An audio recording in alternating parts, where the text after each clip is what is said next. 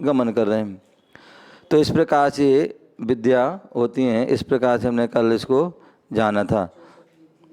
अब आगे यहाँ पर बता रहे हैं आसीर, आसीर, विषान, दृष्टि, विषान, मुनीन्द्रा, नुग्राति, नुग्राति, दीप्तोत्तम, दीप्तोत्तम, तप्त, तप्तान, तप्तान, महातिघोर, महातिघोरप, प्रतपः, प्रतपः, प्रतपः, प्रतपः, हाँ, प्रसक्तान, स्तुवे, गणेशा, नपि, तद, गुणाप्तयी। ठीक है ना, एक बार पुनः पढ़ेंगे।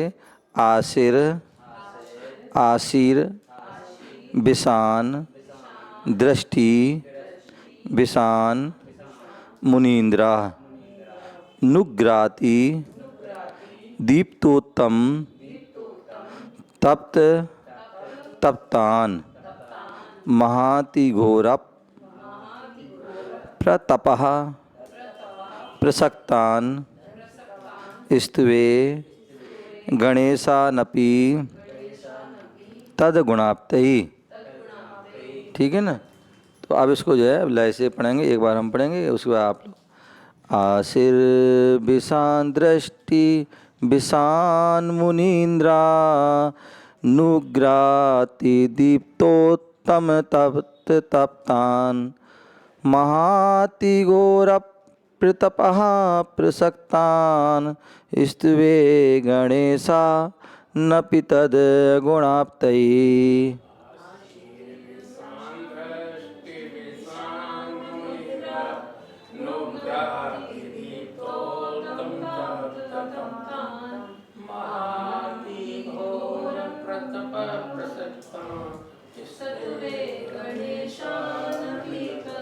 तीसरी लाइन में तुमने गड़बड़ कर दिया, तीसरी लाइन में गड़बड़ कर दिया, जो है उसमें लय टूट गई। तो मैंने कहा था महातिघोरप, क्योंकि प्रा जो है संयुक्त अक्षर है तो डबल बोला जाता है, तो इसमें डबल बोलोगे तो लय नहीं टूटेगी आपकी। महातिघोरप, प्रतपः, प्रसक्तान। ठीक है ना, तो इसे लय नहीं टूटेगी। और तुमने अगर महातिघोर, प्रतपा, तो वो लय टूट जाएगी। तो इसको ध्यान, एक बार पुनः बोलें।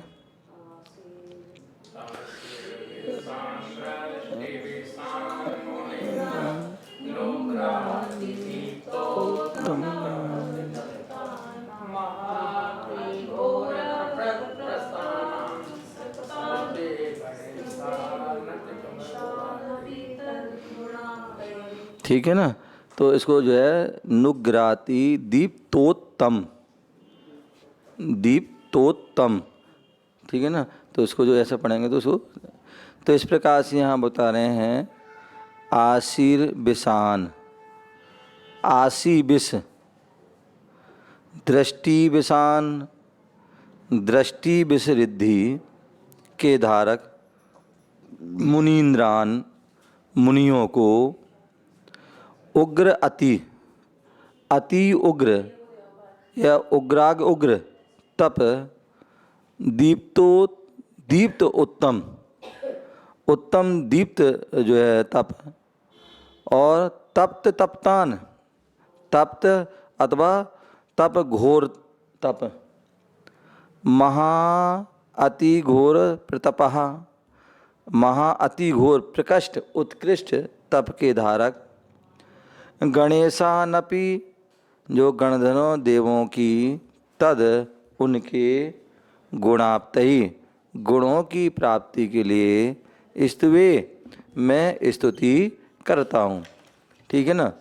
तो यहाँ पर जो है वह बता रहे हैं आसी जो है विषाणम, जो विद्यमान अर्थ के की इच्छा का नाम आशीष है। क्या बोले, जो अविद्वान अविद्वान जो मतलब मौजूद नहीं है। एक तो विद्यमान चीज़ होती है, एक जैसे कोई वस्तु अपने पास नहीं है तो उसकी अपनी इच्छा होती है। तो ऐसे अविद्वान अर्थ की इच्छा का नाम आशीष है, और आशीष है विष जिनका, वे जो है आशिर विष कहे जाते हैं। मर जाओ पर इस प्रकार जिसके प्रति निकला वचन उसको मारने में निमित्त होता है। क्या बोले, किसी ने बोला कि तेरा ऐसा हो जाए। अब व्यक्ति भली वो जो है व्यक्ति खत्म हो जाए, मतलब कोई जो कहने वाला मर जाए, लेकिन वो वचन है वो पत्थर की लकीर हो जाती है, वो पूरा होता ही है। तो ऐसे जो है तो हाँ, इसलिए तो मतलब कहते ना, आचार्य श्री हमेशा कई बार बताते थे कि जो है भैया गुरुओं को जो है, गुरुओं के पास हम जाते हैं, गुरुओं की हम सेवा करते हैं, तो कहते हैं ना, एक कहावत है ना, जो गुरुओं की भक्ति करता है, सेवा करता है तो चंगा हो जाता है, और जो उसकी उनकी अवनय आदि कर दिया वो भिखमंगा हो जाता है। तो ऐसी वो आचार्य जी बताते थे कि जो है आचार्य विमल सागर जी हों, आचार्य सनमति सागर कोई भी हों, तो उनके पास जो भक्त मतलब जो गुरु जो शिष्य रहते थे, तो जो गुरु भक्त आदि होते थे, मतलब गुरुओं की मतलब पूरा विनय आदि या जो भी अनुशासन आदि का पालन करते थे, तो उसका प्रभाव कि वो उन्नति करते थे और उनको गुरु का आशीर्वाद, गुरु खुश रहते थे। और जहाँ गुरु खुश हैं तो समझ लो जो है उसके सारे संकट परेशानी अपने आप दूर हो जाती हैं। और जहाँ गुरु खुश नहीं है, और गुरु कभी मतलब जो है कि तुम गुरु की बात नहीं मानो और बार बार तुम जो है उल्टे सीधे जवाब दो आदि कुछ हो, तो उसमें क्या होता है, मतलब गुरु को मतलब भले वो तुमसे ऊपर से कुछ कहे ना कहे, लेकिन अंदर से उनका दिल मतलब जो है दुख तो होती है कि बताओ मैंने इसको शिष्य जो भी कुछ है उनको हम इतना कर दे, लोग ध्यान नहीं रखते हैं, मतलब अपनी मनमानी कर दो। तो ऐसे में क्या होता है, दिल से कहते हैं, एक तो दिल में उतर जाते हैं और एक दिल से उतर जाते हैं। तो जो दिल में उतर जाते हैं उनको गुरुओं का आशीर्वाद मिलता है, और जो गुरु से दिल से उतर जाते हैं तो उनको वो सब मतलब जो है कंगाल हो जाए। तो कहते कई ऐसे उन्होंने उदाहरण बताया कि मतलब जैसे गुरु नहीं बात मानी, गुरु ने समझाई और गुरु के शब्द निकल गए कोई, चाहे वो सनमति सागर का हो चाहे विमल साम्राज का, जो शब्द निकल गया, फिर वो उनकी असमाधि हुई। क्या हुई? ऐसे लोगों की वो फिर समाधि हो गई। कई बार नहीं चाहे तो भी निकल जाता शब्द कोई, और निकल गया तो फिर वो क्या हुआ, वही असमाधि हो गई कह रहे हैं। फिर वो कहीं हॉस्पिटल में कहीं कुछ घर चले गए, कहीं कुछ हो गए, तो ऐसा हो जाता है। तो ऐसी जो है हम लोगों ने मतलब कई हमने संघ में भी ऐसे कई उदाहरण देखे हैं कि जो गुरु से मतलब जो है अपना वो मनमानी करते आदि कुछ भी करते हैं, तो फिर उनको परेशानी उनको भुगतना पड़ती, इतनी भुगतना पड़ती कि वो सब संयम आदि सब कुछ छूट जाता है। कैसे कई उदाहरण हमने भी 5, 7, 8 साल साथ में रहा हूँ गुरु जी के साथ, तो कई ऐसे उदाहरण देखे, और उसके बाद भी मतलब कई ऐसे सुनते रहते। तो कह तो वही बात, तो इसलिए भैया बोले गुरुओं की जितने भैया हम विनय करें, जिनकी उनकी सेवा करें, उनका आदेश का पालन करें तो ठीक है, अन्यथा उनके बिल्कुल विपरीत ना जाए। खास ये उदाहरण भी मतलब बहुत मतलब जो है बढ़िया उनका चलता था, पूरा प्रभाव था, सब नाम था, और गुरु मतलब भक्त शिष्य के नाम जाने जाते थे वो, और प्रमुख थे आदि थे। तो ऐसे जो है कहने का तात्पर्य जो इस समय, तो इसलिए जो है वही बात बता रहे हैं कि जो आशीष हैं विष जिनका, वे आशीर विष कहे जाते हैं। मर जाओ लेकिन इस प्रकार जिसके प्रति निकला वचन उसको मानने में क्या होता है, निमित्त होता है। भिक्षा के लिए भ्रमण करो, क्या करो, भिक्षा के लिए भ्रमण करो, सिर का छेद हो, पर इस प्रकार उसके जो है वचन क्या है, व्यक्ति विशेष के लिए उस कार्य में निमित्त होता है। वे आशीर विष नाम का जो है रिद्धि के धारी साधु होते हैं। आशीष का अविष अर्थात अमृत जिनका जो है आशीर विष है, विष से पूरित स्थाव अथवा जंगम जीवों के प्रति निर्विष हो, इस प्रकार निकला वचन जिसके लिए जिलाता है। व्याधि दारिद्र्य आदि के विनाश हेतु निकला जिनका वचन उस कार्य कराता है, वो आशीर विष है। यहाँ सूत्र का अभिप्राय है, तप के प्रभाव से जो इस प्रकार की शक्ति युक्त होते हुए भी जो निग्रह अनुग्रह नहीं करते हैं, वे आशीर विष जिन कहलाते हैं या रिद्धि के धारी होते हैं। दृष्टि विषारम, जो दृष्टि विषयों को जो है दृष्टि शब्द से जो चक्षु और मन का ग्रहण किया जाता है। जहाँ रुष्ट होकर वह यदि मारता हूँ इस प्रकार वह देखते हैं या सोचते हैं। क्या बोले हैं? दृष्टि विषय में जो है मतलब चक्षु को भी लेना है और मन को भी लेना है। तो उसमें यदि उन्हें जो है ऐसा मैं किसी को मारता हुआ देख रहा हूँ या सोच रहा हूँ तो वह क्रिया करते हैं। तो जो मारते हैं अथवा क्रोधपूर्वक अवलोकन, गुस्से में अवलोकन कर रहे हैं, तो वह भी अन्य भी जो है अशुभ कार्य को करने वाले जो है वह क्या होते हैं ऐसा। तो इस प्रकार दृष्टि अमृतों का भी जो है लक्षण जानना चाहिए। और इन शुभ अशुभ लब्धि से युक्त हर्ष व क्रोध सहित जो 6 प्रकार के दृष्टि विषजनों को नमस्कार यहाँ पर कहा गया है। तो इस प्रकार से वह इनकी दृष्टि जो है मतलब जो है यदि अच्छी पड़ गई, अच्छी दृष्टि चली गई खुश वाली, तो बेड़ा पार हो गया। और थोड़ी कुपित आली हो गई तो जो है उनका बंटाधार हो गया है। हाँ, कौन सी वाली? आसी विष अलग, वही तो कह रहे हैं दिट्ठ दोनों। अभी अमृत वाली नहीं आई है, अभी यहाँ पर जो है आसी विषार आई है और एक जो दिट्ठ विषाण दृष्टि वाली है। तो ये दोनों अलग हैं। उग्र तबाड़म, उग्र तबाड़म जो उग्र मतलब जो तपस्या आदि करते हैं, तो बोले उग्र तप रिद्धि के तहत वो भी 2 प्रकार के होते हैं। जो उग्रगोग मतलब जो उग्र में भी जो है तो ऐसे तप के धारी, और एक अवस्थित उग्र तप वाले जिनकी जो है एक जो स्थित है मतलब इतना इनका सीमित है वो उतना कर रहे हैं। और जो एक उपवास कर पारणा कर 2 उपवास आदि करते हैं, पारणा करते हैं, फिर 3 उपवास पारणा करते हैं। इस प्रकार से अधिक वृद्धि आदि के साथ जीवन पर्यंत 3 गुप्तियों से रक्षित होकर उपवास करने वाले को उग्रोग तप धारक हैं। क्या है? मतलब जिन्होंने जितने प्रकार तप करते वृद्धि करते जाते हैं और उनमें गुप्तियों से रक्षित भी हैं, 3 गुप्ति से। तो ऐसे वह उग्रगोग तप के धारी निराज हैं।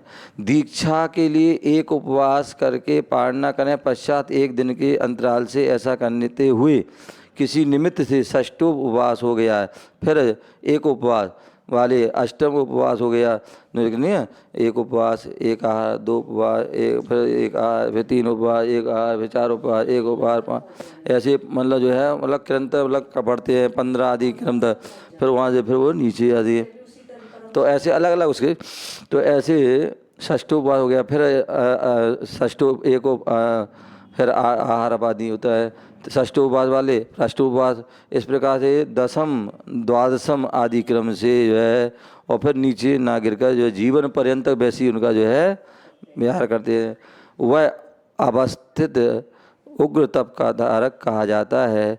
और जिसको ऐसा करने से व्यक्ति को क्या होता है, उसका फल स्वरूप मोक्ष की प्राप्ति होती है। अब दित्य तबाणम जो है दीप्त तप रिद्धि के धारक जो हैं उनके लिए बोला है, जो दीप्त का कारण है का होने से वह दीप्ति का कारण होने से तप को दीप्त कहते हैं। और दीप्त है जिनका तप, वो दीप्त मतलब जैसे शरीर में कांति आदि आती है। हाँ, वही तो कह रहा है। कहीं ऐसा अपन देखते, अब देखिए आचार्य सरस्वती सागर जी महाराज आदि होते थे, मैं देखता था इतनी तो उपवास करते थे इतनी, लेकिन फिर भी जो है शरीर ऐसा वाला चमकता था। हमारे संग पहले एक महाराज जी थे, मतलब क्या नाम था उनका, छिल्लक जी थे, तो वो भी ऐसे मतलब खूब मतलब उपवास करते, चेहरा ऐसे मतलब वो चमकता था। विजयमती माता जी जो है वो भी जो है इतने खूब उपवास मतलब खूब तपस्या करती थी, और चेहरा ऐसा बिल्कुल जैसे कोई अंग्रेजी है। तो ये ऐसी संभव सागर महाराज जी आदि भी खूब तपस्या कर रहे हैं, वो भी उनका भी शरीर ऐसा रहता चमक रहता। तो ये तप का प्रभाव। तो दीप्त जो है दीप्ति का दीप्ति का कारण होने से वह तप को वह दीप्त तप कहते हैं। और दीप्त तप है तप जिनका वो दीप्त तप हैं। चतुर्थ व छठम आदि उपवास के करने पर जिनका शरीर गत तेज तप जनित लब्धि के माध्यम से प्रतिदिन शुक्ल चंद्रमा के समान बढ़ता जाता है। क्या बढ़ रहा है? जैसे शुक्ल पक्ष का चंद्रमा का बढ़ता है, तेज बढ़ता है, ऐसी जो उनका बढ़ता जाता है। वे ऋषि जो रिद्धि दीप्त तप के जो है धारी कहलाते हैं। इस प्रकार से तत्तवाणम, जो तत्तवाण रिद्धि धारक जो है, जो तप के द्वारा मल मूत्र शुक्र आदि तप्त अर्थात नष्ट कर दिया जाता है। मतलब इतना तप करते हैं कि जो उनके लिए मल मूत्र आदि सब स्वाभाविक है। जब कोई उपवास करता है, जब विशेष उपवास महीनों महीनों के ऊपर, तो क्या होता है फिर, ना उनको लघु शंका होती है, ना ही कोई जो है शौच आदि होती है, ना ही और अन्य के मल मूत्र आदि है। तो ऐसे जो है मल मूत्र शुक्र आदि जो आदि हैं वो सब क्या है, नष्ट हो जाते हैं। तो वे उपचार से तप्त तप कहलाते हैं और जिनके द्वारा ग्रहण किए हुए 4 प्रकार के आहार का तपे हुए लोहे पिंड के द्वारा अकृच पानी के समान निहार नहीं होता है।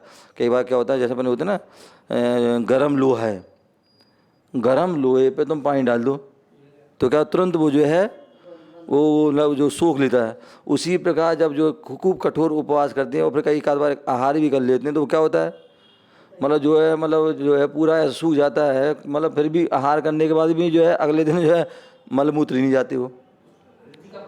तो ये उसका जो है प्रभाव, तप का प्रभाव। तो बोले जिसके द्वारा ग्रहण किए हुए 4 प्रकार के आहार का तपे हुए लोहे पिंड द्वारा आकृष्ट पानी के समान निहार नहीं होता है। मतलब जैसे पानी सूख जाता है ऐसे उनको निहार भी नहीं होता है। वे तप्त तप रिद्धि धारक जिन हैं।